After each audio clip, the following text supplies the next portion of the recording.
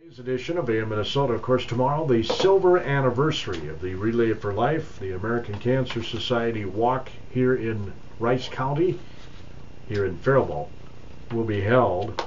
We've been participating in this for a number of years. We co-chaired it for a number of years, and lately we've been doing some MC work. Well, I've done that for a long time on the relay. And we've got in studio honorary chairs of this year's event. There are 4 honorary chairs, and I just was unable to get a hold of Jan Bellotta. Would have loved to have had her on the program, but was not able to connect. But we do have 3 of the 4 honorary chairs with us. John Molesky is with us, Becky Shapi Von Ruden is with us, and also Brian Holmeyer is with us. Again, Jan Bellotta is the other. Tomorrow night, during the opening ceremony, Becky and John will relate their stories, and during the luminary lighting service, which is at 8:30 at night, Brian and Jan will share their stories, and we'll get a glimpse of what they have to say today here on our AM Minnesota program. I do appreciate their coming by. It can't be real easy to talk about. Let's get to know them a little bit more. Becky, how are you this morning? I'm doing good. So, you are a Faribault native, right? I'm a Faribault native, born and raised here. Yep. Yeah. And you were diagnosed when? I started my testing process back in April of last year, and I got the official diagnosis May 2nd of 2016. And what form of cancer do you have? I have breast cancer. Was this a self-exam that you first noticed this? An accidental self-exam, yes. Yeah. Oh, okay. I had bumped my left breast on a box when I was picking it up, and that's when I felt the lump. Oh. Wow, just think about it. If you hadn't have bumped that box, you wouldn't have known. That's right. Isn't that amazing? John, how are you today? I'm doing fine, Gordy, thank you. Yeah. How long have you been around here? I've been around this area about 34 years, originally from Wisconsin. We lived in the area that full 34 years, so worked here in Faribault the whole time here at MRG and Tool and Die. And Sure. You can turn that mic just a little bit more that way. There you go. Sorry about that. that's okay. MRG. Is that where you work? That's correct, MRG Tool and Die. So are you I was tool and die maker. I was supervisor there. I worked primarily in the mold department and enjoyed it the whole time. After my diagnosis, mine was diagnosed back in August of 2015. I just celebrated my 24th month of survival. They originally gave me 3 to 6 months to live. The day of my diagnosis, I was officially retired because I was no longer able to work. Isn't that amazing? But it just came out of the blue, really. There wasn't a whole lot of pre-diagnosis other than some indigestion and, not feeling well. I thought it was related to possibly something else. I had no idea. I was perfectly healthy up until that point. Right. And you're diagnosed with? I have pancreatic cancer. It is terminal, they told me. It's at the head of the pancreas. It's not operable like some of them are, but mine unfortunately is not. So. But you've beaten the odds. We've beaten the odds. It's not just myself. It's through the support and love and just positive attitudes of just the surrounding neighborhood, my wife, family, son, daughter, everybody all together, really.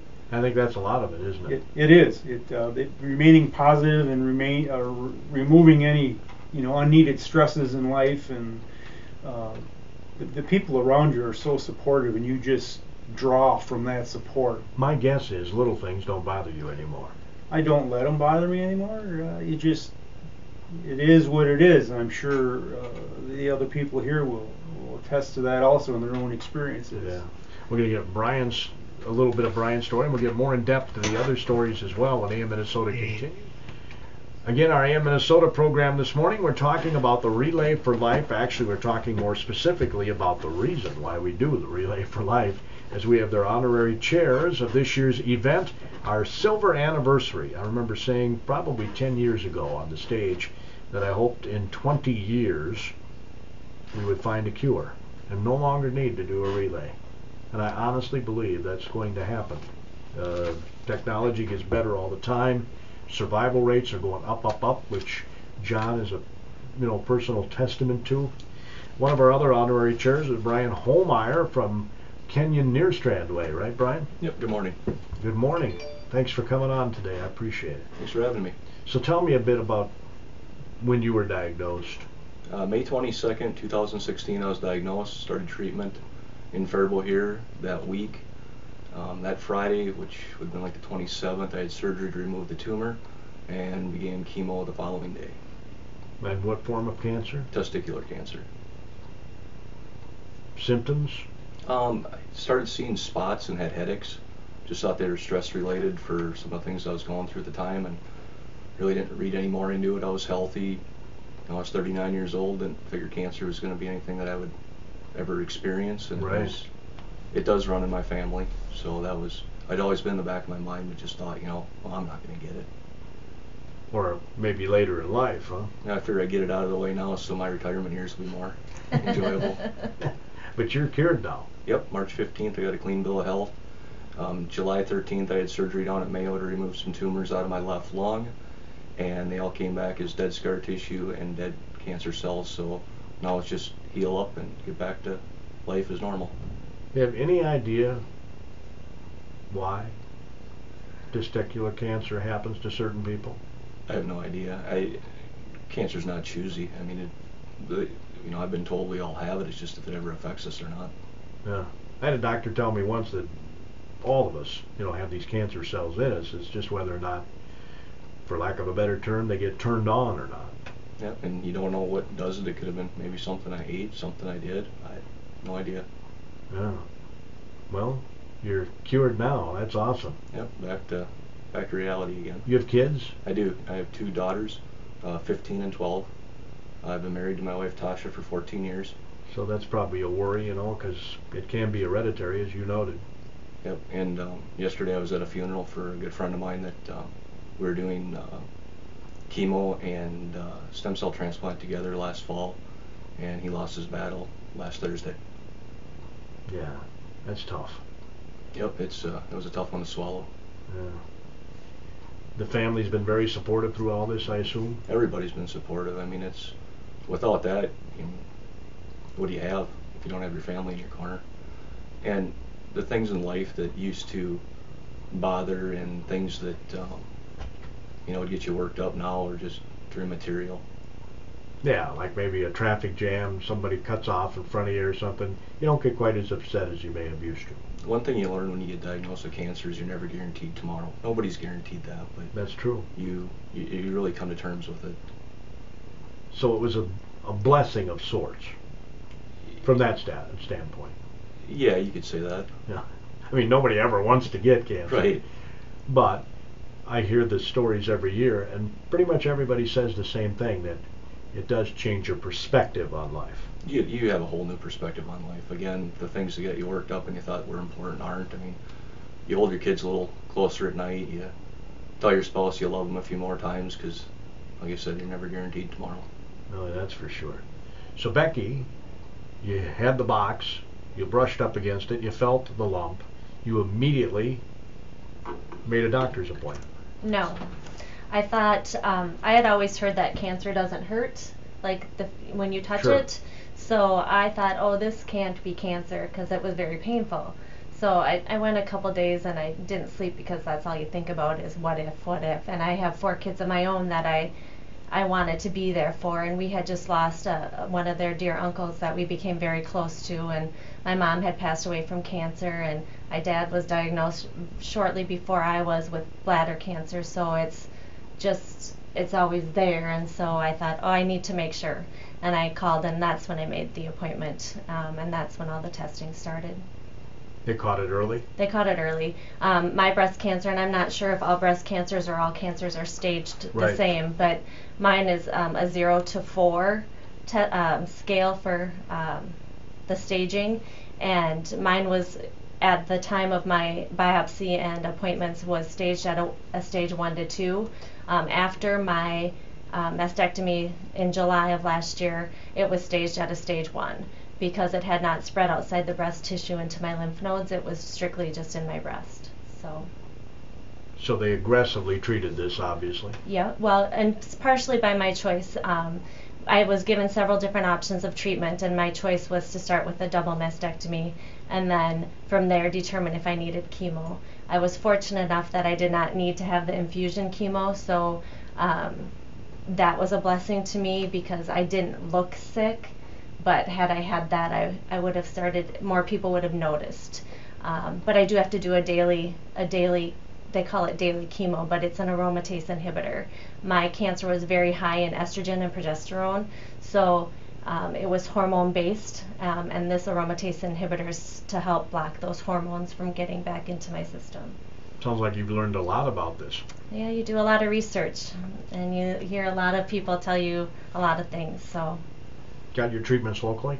Down at Mayo in Rochester. Oh, okay. Yep. Thought maybe you went to the cancer care facility here that Brian went to. No, I did not. I was working down in Rochester at Mayo at the time, and I reached out to Dr. Pruthi, who was the head of the breast care clinic down there, and that's where I started. Well, other than that was after diagnosis. My initial office visits and such were all up here in Owatonna at the Mayo Clinic in Owatonna. So.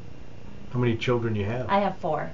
My oldest is 23. She just turned 23 this past month, and my youngest is 15.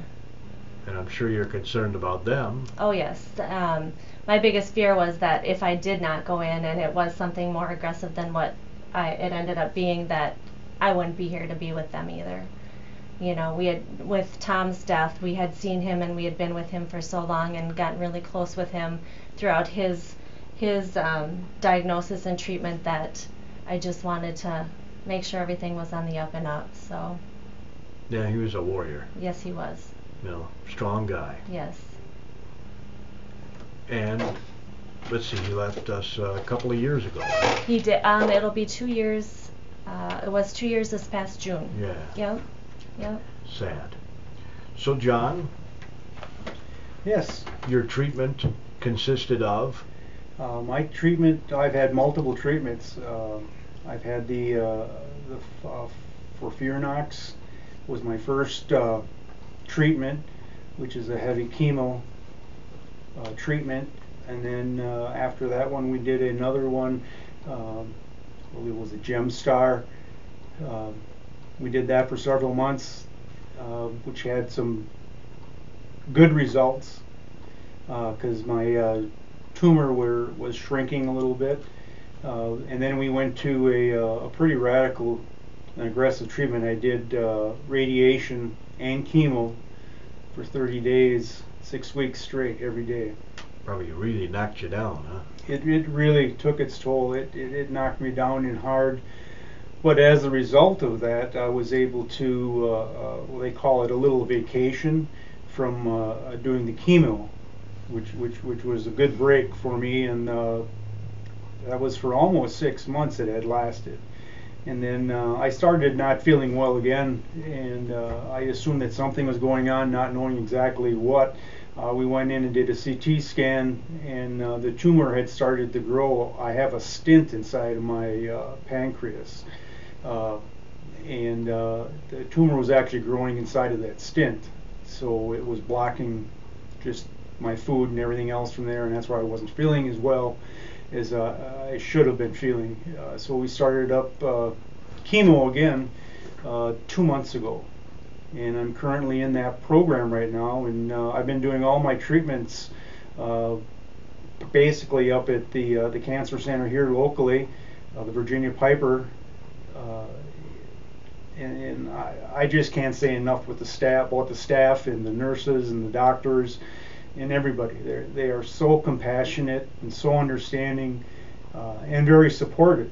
I mean, every day I go in there, I mean, I get cancer treatments right now for 3 weeks on a Monday, and then on Monday, Wednesday, and Friday I get fluids because it's so hard on my system right now. I have a hard time maintaining a happy balance, let's just put it at that there.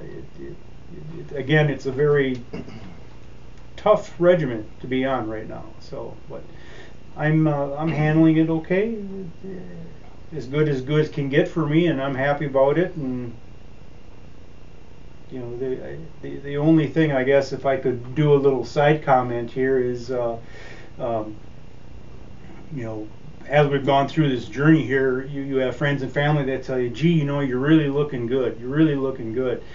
A couple of months ago, we were at an activity. We had taken some pictures, and real briefly, anyway, we're looking at those pictures again. We're with family members again. We're looking at it, and oh, I know this guy, this guy, this guy. Well, who the heck is this old guy? And then everybody started giggling and laughing. Well, it was me. I didn't even recognize myself. So when people tell you that you're looking really, really good, you got to be thinking back, geez, I really must look like crap earlier, or something like that, you know. But anyway, just, you know, you have to add humor whenever you get an opportunity to do that, because that helps also. I mean, anything positive you can do, it's a plus for you. Yeah, I think mindset is a lot of the battle. It is. I would have to definitely agree with that. Yes. I mean, I've never walked the walk, so, but I'm speaking from talking to many of the honorary chairs over the years, and I have had some family members who, you know, lost their lives to one form of cancer or another over the years. Is it in your family? It is, deep down. My grandmother had breast cancer. That would have been probably about 75, 80 years ago. Mm-hmm. And to date, there isn't anybody close in my family that has had cancer. None of my brothers or sisters or aunts or uncles that I'm aware of right Sure. now. Well, I had one aunt, I guess. She was very elderly, a long time ago, had cancer, but I don't even know what type of cancer it was. But as a whole, no, it hasn't been prevalent in my family. Although, I guess, again, after visiting with lots of friends, seems like it's in every family, somewhere down the line, right, Becky? That's right. I don't think there's a family out there that hasn't been hit with it in some way. It's out there. We call it the C word. We hate that word. So. Yeah, I know. The bad 6-letter word. Mm-hmm. Cancer. So, Brian, I can't even imagine when you get the diagnosis, you got to be in a bit of a daze. It wasn't so much a daze. It was basically, okay, where do we go from now? You get two choices. You can fight or roll over. I mean, if you don't fight, well, you know that outcome. And when you have your whole life and you look at your family and you start thinking about what are they going to do without me? Can they make it? You know, especially when you're younger. I think when you get older, your mindset's in a different place. You've raised your family. But for me, it was like, I got a lot of life left. I'm not ready to give up yet. Yeah, you're ready to fight. Yep, I am. And you got it done. You got it accomplished. Yeah, with a lot of help, we got through it. So. Well, that's cool. John, I suppose you were in a daze. I mean, they tell you you've got, what did you say, 3 to 6 months to live? Yes. The initial shock was pretty overwhelming. I was with my wife and my son and daughter when I got the news, when they gave me the final diagnosis anyway, and we all cried. You know, what do you do? How do you react? I mean, it came out of the blue. We had a little family meeting, and they asked, well, what do you want to do, Dad? We're going to fight it. And that's what we've been doing. We're just going to fight it as long as we can. And obviously you're doing very well. I hope so. Very well at the fight. Becky, you obviously work in the medical field. You say you work at the Mayo Clinic. I did, yep. So you're probably somewhat familiar with all this, or not? Yes and no. I wasn't in the, down at Mayo, it's such a huge place. I wasn't in the oncology area at all. I was doing staffing, but yeah, it's still there. You know, you see people walking the halls, you see people going to treatments, hustling from, one door to the next to get through the building to get to the appointment on time. It takes over your life in some extent, but you still have to control it, and I think with a positive outlook you can do that. I've been very fortunate. My outcome is very, very promising and very good. I wish I could say that for everybody, but as we all know, it's not. So. Yeah, the key was catching it early, I would guess. That's right.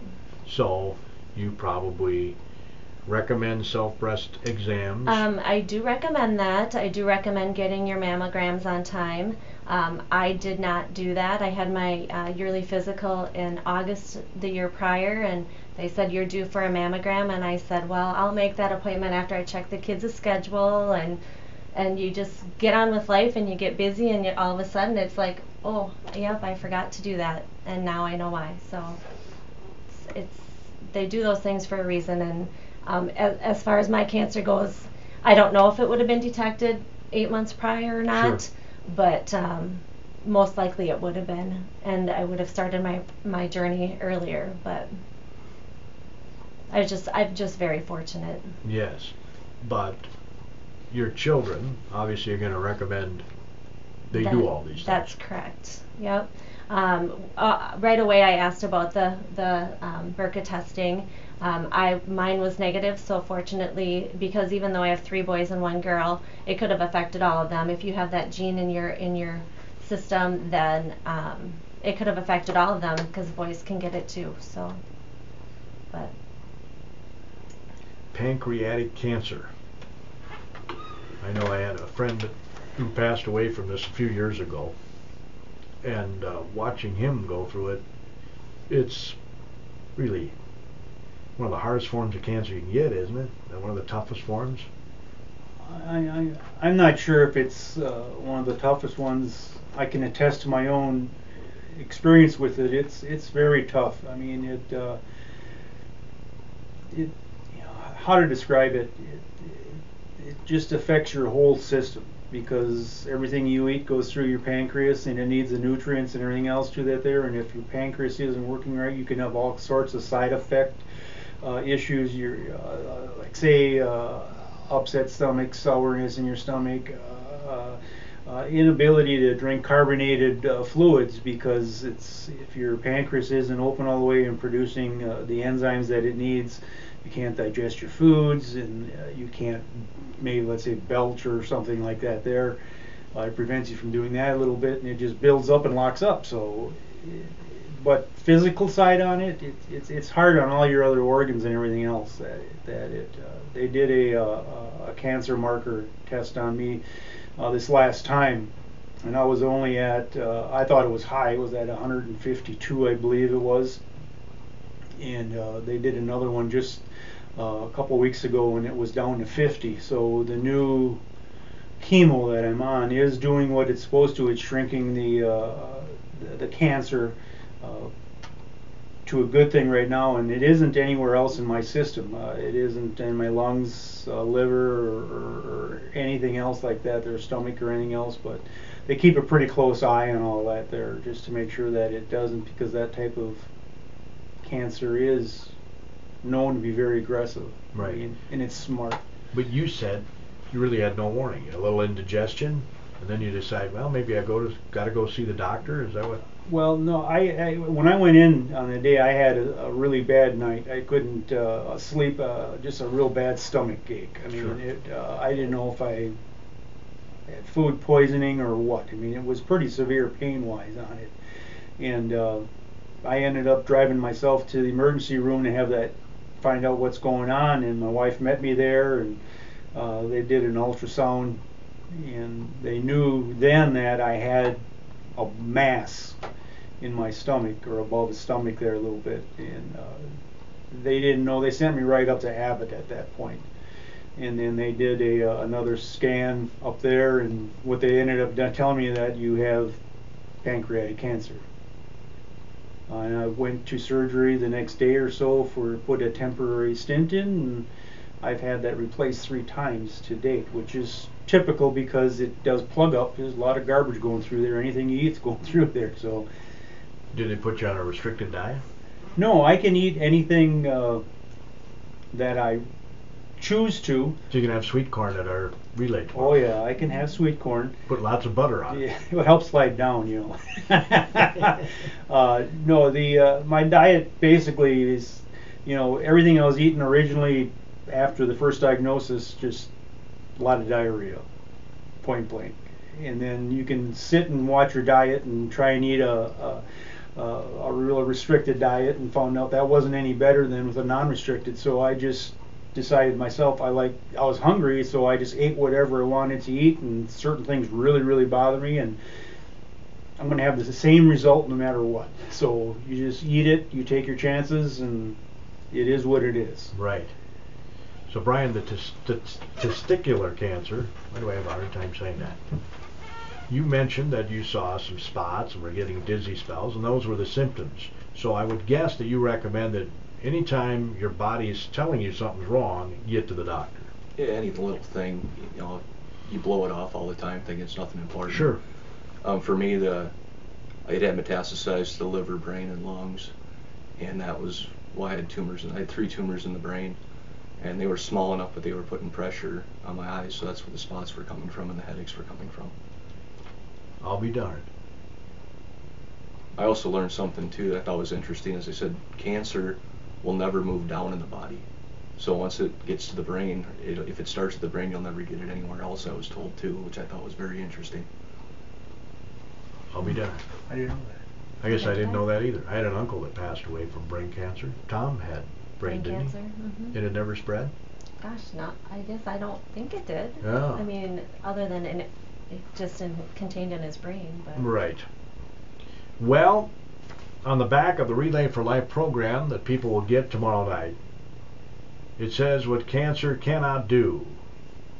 Cancer is so limited. It cannot cripple love. It cannot shatter hope. It cannot dissolve faith. It cannot destroy peace. It cannot kill friendship. It cannot suppress memories. It cannot silence courage. It cannot invade the soul. It cannot steal eternal life. And it cannot conquer the spirit. I love that. That's very good. Thanks each of you for coming on today. I know it's not an easy thing to do. And it sounds like you have terrific support systems, and that's maybe a half to 2/3 of the battle. Right? That's right. I would agree. Absolutely. Yeah. So, congratulations on having those support systems that can help you see you through this sort of thing. But again, I think if we wanted to get out anything today, it's see your physician early if there's any inkling of a problem. Right, Becky? That's correct, yes. Yeah. I mean, you can get a clean bill of health. There's nothing wrong with that. If you have a particular thought in your mind that tells you that Something's wrong. Pursue it, check it out. Yeah. Don't wait on it. I'll look forward to hearing your stories tomorrow night at the Relay for Life. Opening ceremonies begin at 6. You're in tune to KDHL AM in Faribault, Minnesota.